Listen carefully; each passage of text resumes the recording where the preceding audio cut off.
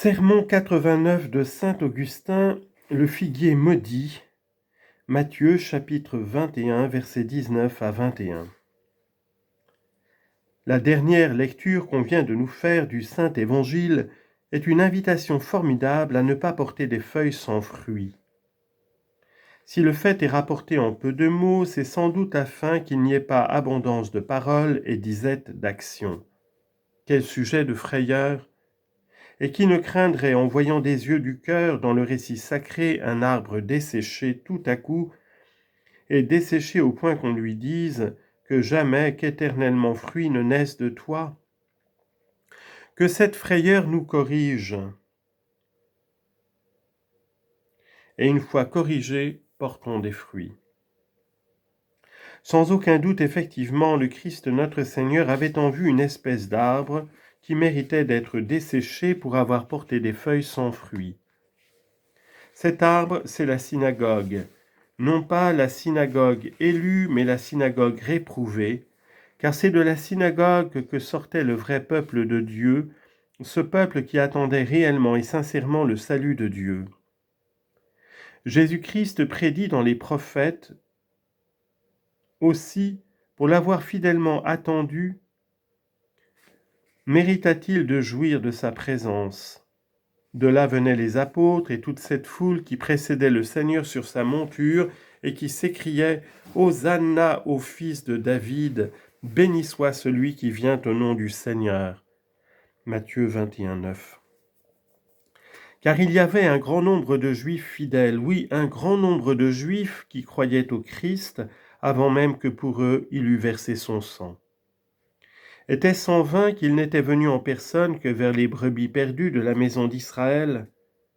Matthieu 15, 24. D'autres lui offrirent, quand il fut crucifié et monté au ciel, des fruits de pénitence.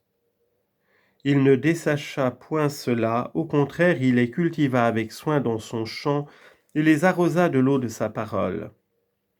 De ce nombre étaient les 4000 Juifs qui crurent en lui au moment où ils virent ses disciples et ceux qui les accompagnaient remplis du Saint-Esprit et parlant les langues de tous les peuples, dont des langues qui annonçaient en quelque sorte la future propagation de l'Église dans tout l'univers. Ces Juifs crurent donc alors. Aussi faisait-il encore partie des brebis perdues de la maison d'Israël que le Fils de l'homme retrouva également, parce qu'il était venu chercher et sauver ce qui était perdu. Luc 19, 10. Au milieu de quel buisson n'avait-elle pas été entraînée et cachée par les loups ravissants? Aussi le Sauveur ne parvient à les découvrir qu'en se faisant déchirer par les épines de la passion. Il y parvint cependant, il les trouva et les racheta. Ces malheureux dans leur fureur s'étaient donné la mort autant qu'à lui. Ils durent leur salut au sang répandu pour eux, car ils furent contrits en entendant les apôtres. Ils avaient percé le Sauveur d'une lance, ils se sentirent blessés dans la conscience. Sous ce sentiment de componction, ils demandèrent conseil. Ce conseil leur fut donné, ils le reçurent. Ils firent pénitence, trouvèrent grâce et burent avec foi le sang versé par eux avec fureur. Acte 2. C'est ce qui reste aujourd'hui de cette race maudite et stérile jusqu'à la fin des siècles qui a été figurée par cet arbre. Tu viens à eux et tu y trouves tous les écrits des prophètes, mais ce ne sont que des feuilles. Le Christ a faim, le Christ cherche du fruit, mais il n'en trouve point là, parce qu'il ne s'y trouve pas. Car c'est être sans fruit que de n'être pas attaché au Christ, et c'est n'être pas attaché au Christ que de n'être pas attaché à l'unité du Christ, que de n'avoir pas la charité. D'où il suit que de manquer de charité, c'est être sans fruit.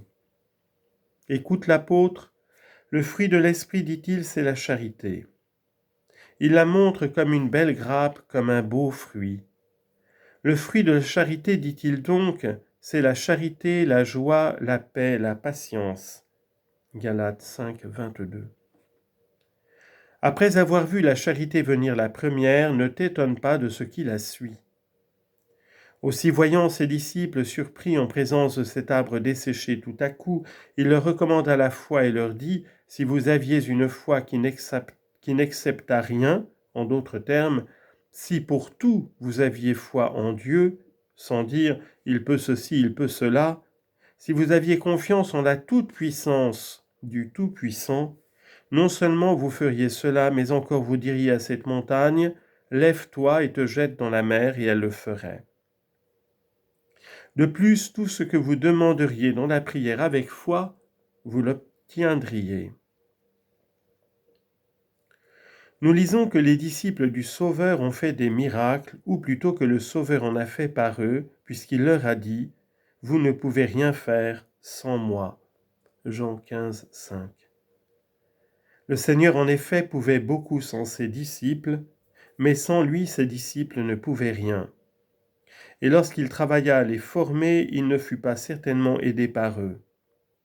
Or, en parcourant les miracles des apôtres, nous ne voyons nulle part ni qu'ils aient desséché un arbre, ni qu'ils aient transporté une montagne dans la mer. Cherchons donc comment cette promesse s'est accomplie, attendu que les paroles du Seigneur ne sauraient être vaines. Or, si l'on ne considère que les arbres ordinaires et les montagnes connues, la promesse ne s'est point exécutée. Mais si l'on considère l'arbre mystérieux dont j'ai parlé, et cette montagne du Seigneur dont un prophète a dit, on verra dans les derniers jours la montagne du Seigneur à découvert, Isaïe 2, 2. Si, dis-je, l'on considère et l'on comprend ce sens, la promesse s'est accomplie par les apôtres. L'arbre donc désigne la nation juive, mais je le répète, la partie de cette nation réprouvée et non élue. Cet arbre aussi rappelle la nation juive, et la montagne, d'après l'autorité du prophète, figure le Seigneur lui-même. L'arbre desséché, c'est le peuple juif sans la gloire du Christ, et la mer est le monde de la gentilité tout entière. Écoute maintenant les apôtres s'adressant à cet arbre pour le dessécher et lançant la montagne en pleine mer. On les voit au livre des Actes parler aux Juifs contradicteurs et rebelles à la parole de vérité. En d'autres termes, à l'arbre chargé de feuilles mais dépouillé des fruits. Il fallait, leur disent-ils, vous annoncer la divine parole, mais puisque vous la repoussez, puisque vous répétez les paroles des prophètes sans reconnaître celui qui fut annoncé par eux, c'est-à-dire, puisque vous n'avez que des feuilles, voici que nous nous tournons du côté des gentils. Acte 13, 46. Le prophète d'ailleurs l'avait prédit ainsi. « Voici que je t'ai établi pour être la lumière des gentils et leur salut jusqu'aux extrémités de la terre. » Isaïe 5, 6.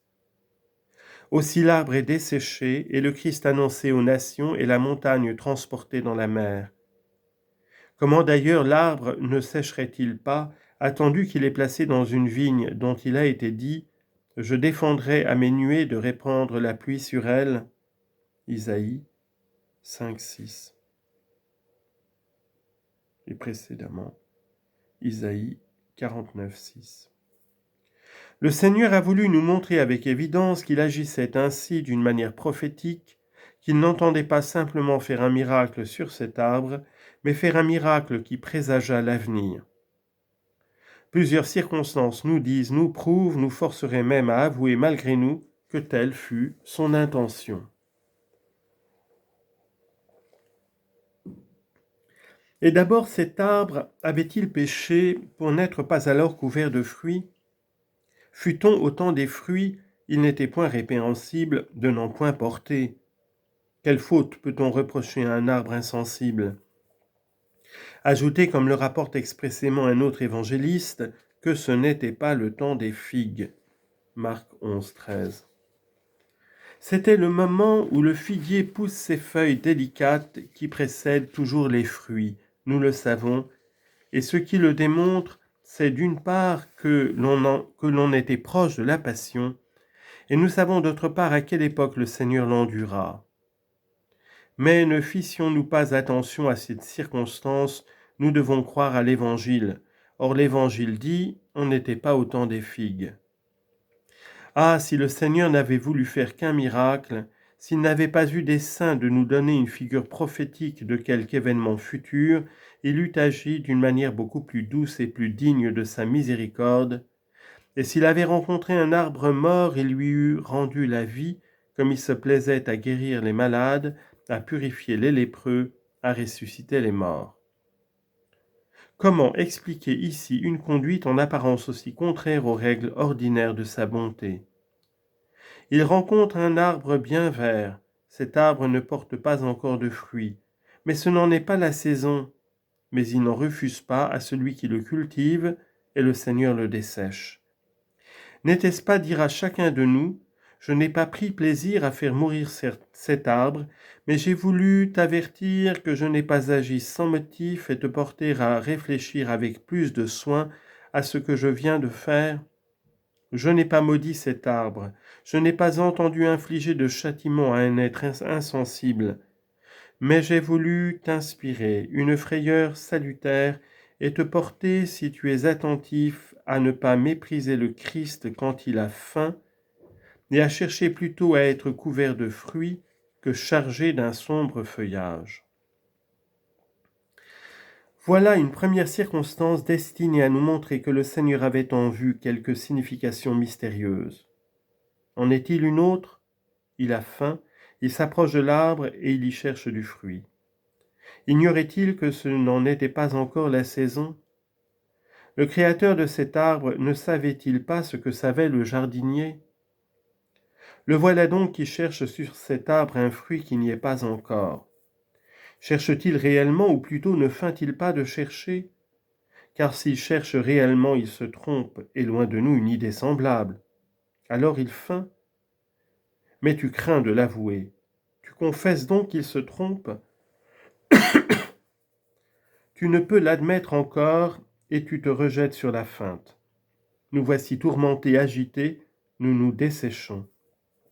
Dans cette fièvre d'anxiété, demandons la pluie du ciel pour nous rendre la vie, et gardons-nous de ne rien dire qui soit indigne du Seigneur, ce serait nous vouer à la mort.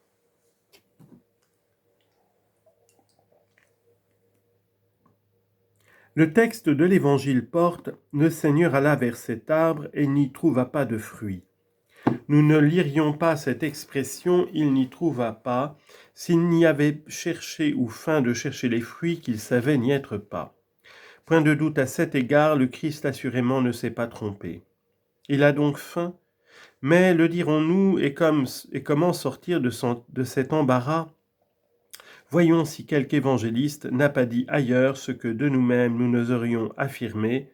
Reproduisons d'abord ce qu'a dit cet évangéliste et travaillons à le comprendre après l'avoir reproduit. Mais pour le comprendre, croyons-le d'abord. Si vous ne croyez, vous ne comprendrez pas, dit en effet le prophète. Isaïe 7, 9, selon la Septante.